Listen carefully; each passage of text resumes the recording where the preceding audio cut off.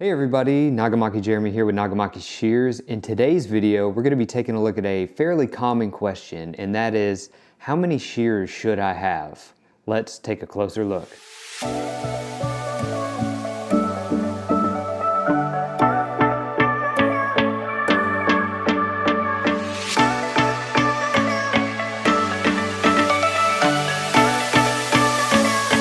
Now, before we get started, any of the scissors and shears you see here in this video are available through our website at nagamakishears.com. Fast and easy fulfillment with more financing options than any other scissor company in the US. Also, while you're there, make sure you check out and sign up for our newsletter. We give out all kinds of informative information, and also this is the only place we offer our discount codes. So if there's ever a scissor shear you have your eye on and you're looking for a discount, make sure and sign up for our newsletter. Also, make sure and give us a follow on Instagram at Nagamaki Shears for all the latest photos and updates and some really cool behind the scenes footage from our factories in Japan and South Korea. Now, jumping right into it, in today's question, how many shears should I have? Many more experienced stylists will know, and the longer we spend behind the chair, there's not really a definitive answer for how many scissors we should have. If you're anything like me and you become a scissor enthusiast, your collection can range from 20 plus or more for a variety of reasons. Specialty cutting, sometimes it's just a color, and sometimes it's just brand equity. You want something that means something to you from a certain maker.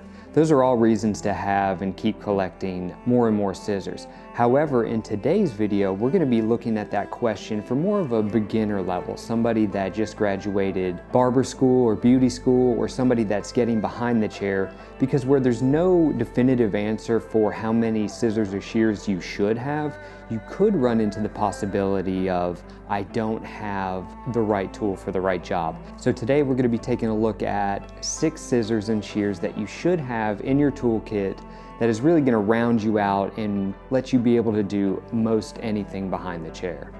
Now, the first scissor is probably your most important scissor, and this is where you're going to really want to spend a lot of time researching.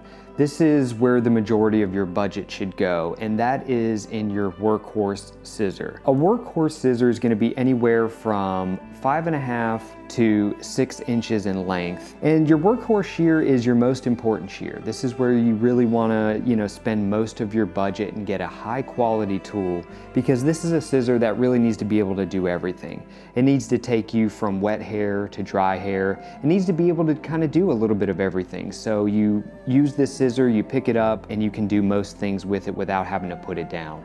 You need to be able to do some point cutting with it, some layering, long hair, short hair. This is your most important buy. This is the most important shear in your collection. Whenever getting and picking out your first professional workhorse shear, make sure you understand what you're buying, where it's made, what it's made from. Now, taking a look at the next scissor that you're going to want to add to your collection, and that is a shorter tool. This scissor is typically going to be anywhere from 4.5 to 5 inches. These are going to be very small, intricate tools. They're going to have very narrow blades, and this is a good tool to have when you're not working with large sections of hair. This is going to be a good tool to have when you're doing really intricate work, when you're refining a bob, when you're doing things around the ear, around the taper areas, the neck and the sideburn areas, and also when you're just cutting small controlled sections of hair. So the second shear that you should really consider is having something that's smaller and more precise for your collection. Taking a look at the next scissor we're going to be talking about, and that is the long blade. That's typically going to be anything from 6.5 all the way to 7.5 inches. This is a great scissor to have, especially if you're a barber. You're going to want to have a longer shear to maybe blow through some of the hair doing scissor over comb. But more importantly, the longer shear has really made a resurgence in women's cutting or long hair cutting by being able to point cut very, very deep into sections of hair when layering. Also, the long shear provides great assistance when you are changing shape, and so if you have something that is, a long perimeter that you're doing, say a one length or an asymmetrical haircut, and you're doing most of it wet, you can really etch out a beautiful line and not spend a lot of time doing it by picking up a longer tool. So having a longer tool in your collection is definitely a necessity, I would say, from anything from men's cutting, scissor over comb, deep point cutting, and also being able to make long, clean cuts when you're cutting a perimeter. So the next scissor we're gonna be taking a look at to add to your collection is a texture scissor. Now, a texture scissor is gonna be anywhere from 13 to 16 teeth. The texture shear is just that. It's there to add texture. And what is adding texture?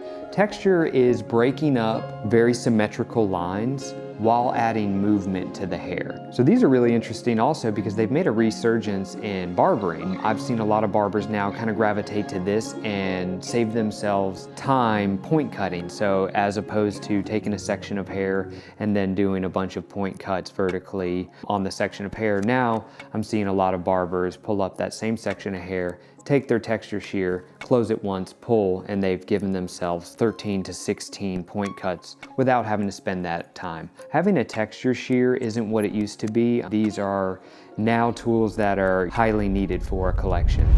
Real quickly, guys, if you're enjoying this video and you like these types of videos, please hit that thumbs up button. That helps us out immensely. So the next scissor we're going to be talking about is a blending scissor, and this scissor has anywhere from 21 all the way up to 26 teeth. So the space between the teeth is going to be much smaller, and you're also going to remove a bit more hair than the last scissor we looked at, the texture scissor. This is a great scissor to have in your toolkit. This is a scissor that can save you a lot of time. This is a scissor that is really meant to do just a couple of things, but it does it extremely well, especially a really well-made one. Sometimes you're doing a men's haircut and you can have a line, say, by the parietal. This is a great tool to start removing some of that weight and removing that line, if you will, from the haircut. Also, you can look at these scissors for, say, you're doing a bob or something short and you're starting to see some shelving. Again, you're gonna wanna grab a blending tool that's gonna really soften out the shape, get rid of that line, get rid of the weight without, being noticeable and cutting too harsh. So the blending tool is an amazing, amazing tool because you can use it for a little bit of fading, a little bit of texture, but it falls right in that middle category of being a great blending tool. So the next shear we're gonna be taking a look at is the fader. And a fader is gonna have anywhere from 35 to 40 teeth. Just by looking at it, it's gonna have the least amount of space in between the teeth, and also it's going to remove the most amount of hair or weight. This is a great tool, especially for barbers that need to remove a lot of hair, that need to blend very quickly, very aggressively, and areas such as the sideburn, the neckline, things like that.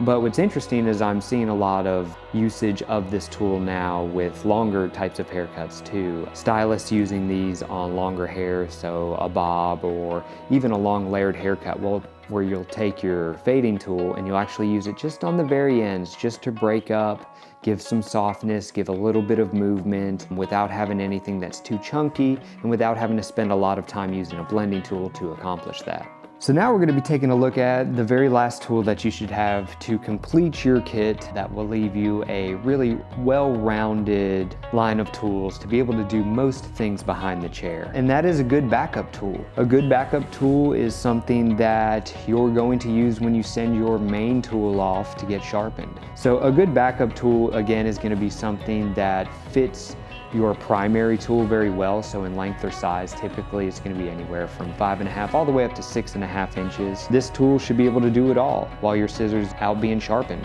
And this is a tool that you need to be able to rely on. So again, I would say this tool's just as important as all of your other tools. You're probably going to use your backup tool more than some of your specialty tools. It's worth considering not saving a ton of money here and getting a really good backup tool. So that is the list of 6 scissors that we have that is going to give you a really well-rounded tool lineup to do most things behind the chair. This is something you should start with. If you can't start with it, it's something you should maybe even work up to. This will give you a wide variety of tools that can do most things behind the chair that will just make your job easier. Tools have always been designed to make our jobs easier, make us more efficient and effective, ultimately increasing productivity. And when you increase productivity, you increase the amount of money that you can make. And so having the right tools for the right job is essential in every industry, and it's no different for hair cutting. Well, that's all we have for this video. If you like this video, please consider subscribing, hit the thumbs up button. And if you have any comments, questions, maybe we missed some of the scissors that we should put in this video, put that in the comments. And thank you all so much for watching, and we'll see you next month.